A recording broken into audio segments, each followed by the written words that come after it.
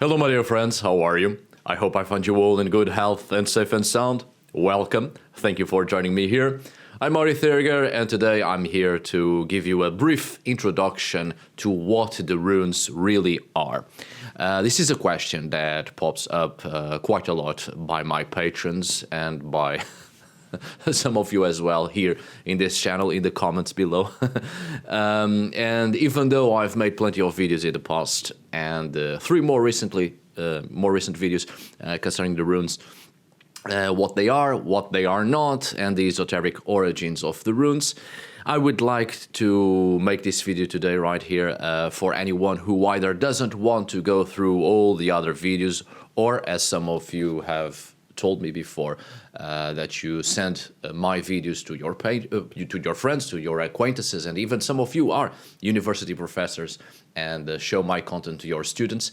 This video today is precisely something brief, as succinct as possible, summarizing the information from many other past videos that I have made, and getting straight to the point as much as possible, again, thus making it easier to understand this topic, right?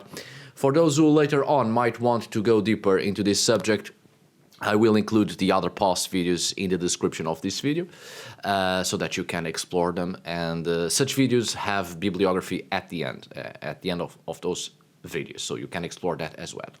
Just one additional piece of information very quickly, I promise. As some of you already know, I have a solo experimental music project called VAR, and now I have released a new experimental EP called Willed Spirit. For those who are following this project of mine, there is obviously information about all of this and this new EP in the description of this video, and I hope you enjoy this new musical work. Now, let's start this video once and for all. Thank you for your patience and support, if you please. Alright, so what are the runes? Very briefly, runes began to become more popular in Western art, including a major inspiration for J.R.R. Tolkien from the late 1930s onwards, having been popularized through the mysticism of the New Age movement. In fact, it was not Tolkien who popularized the use of runes for magical purposes, as he was the one who popularized them in the fantasy literature genre. But the one who really popularized them as a means of magic, esotericism, occult knowledge, among other mystical uses, was Guido List, through the societies that he himself and his followers created and, of course, eventually inspiring Tolkien himself later on. As this fascination with runes developed in the first half of the 20th century, it continued on to develop and remain present in pop culture today, such as in literature and cinema. There is much more esoteric content about runes, and they are much more talked about in neo-pagan circles than in academic works about them, precisely because of their popular use during the 20th century due to the New Age movement and neo-paganism, and by authors of esotericism and occultism. There is a huge amount of information about runes, and so it may seem incredible and rather strange that in fact the historical and archaeological data about runes is very little when compared to all the information of an esoteric nature, and this historical and archaeological data actually demystifies much of what exists in our imagination about the runes. Runes were actually a form of alphabetic writing, with magic being a very secondary application. Although there are some indications indeed of the use of runes for a magical purpose, they were never used in these terms in the same way as the Romantic New Age movement imagined, meaning that, historically speaking, the magical use of runes was very little and quite specific, mostly as iconography and/or symbolism. Runes were first and foremost a form of writing. The idea that all runes are magical is a mistake, as most of the content of runic texts dating from the Viking Age, 8th century to the 11th centuries, more or less, surprisingly has no direct relation to religious themes, myths or magic. These runes mainly address festive, literary, and funerary themes. As for the minority of runes that indeed address religious themes, they are related to magic, invocations, enchantments for the deity Thor, and healing practices. Mostly not the runes as a healing means through magic, but rather apotropaic charms in which the runes, being a means of writing, the intention and the invocation to Thor were written, right? And this may seem strange to some people, and it is understandable, as runes are mostly associated with Odin, the god Odin, and there are many modern inventions surrounding runes and Odin, but in fact the only source that associates Odin with runes are some verses from the Hávamál, in which it does not specify which runes he created and or found. In fact, the poem, the Hávamál, makes vague references to Odin creating runes or runes originating from him. However, even though Runir in Old Norse inevitably gets translated as runes, it was actually a broader term in Old Norse, with rune being a reference to any letter or character or symbol. We cannot say for sure whether this text intends to give credit to Odin with the writing system or with particular written invocations or magical symbols.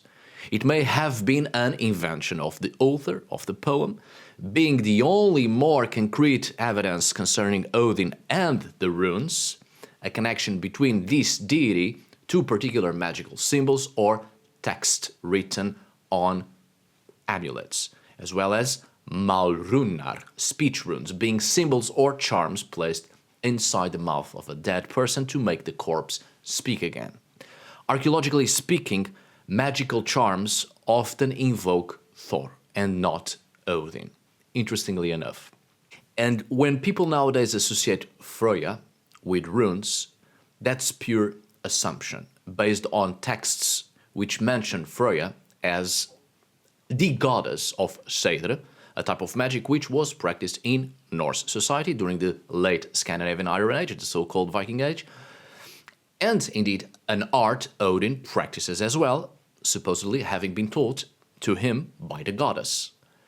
But there's no reference of the use of runes in this magical art, nor the runes being associated with Freyja. It is just modern supposition, also based on the modern esoteric inventions concerning the runes. Although undoubtedly Seidr is both associated with Odin and Freyja, this doesn't mean they are associated with rune magic, being Odin the only one mentioned as having a connection with magical symbols or characters or charms. We do not know what the myth of the origin of the runes really was, if there really was one, with the Hávamál being the text that presents us with a vague idea that the runes originated from Odin or from the gods, and therefore the creation of the runes must have been originally for the purpose of communication and records, where graphic signs were needed. Runes are also mistakenly associated with the archetypal idea of Jung's psychology, which, mind you, in no way invalidates contemporary oracular practices that use runes, but help us to perceive and understand these uses as social constructions, as being modern inventions of tradition.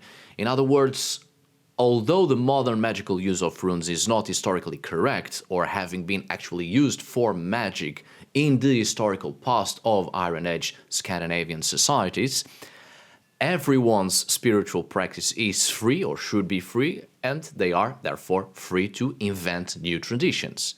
But for a better understanding of the history of runes, there must be a division here between the past and the new traditions, so as not to create alternative stories that lead people to false historical ideas. The oracular aspect of the runes is also devoid of archaeological proof. This modern, contemporary use of runes as a divinatory system began in the year 1982, when Ralph Blum published his book, The Book of Runes. This book was responsible for the popularization of runes as a type of oracle, an idea that passed through the generations until now.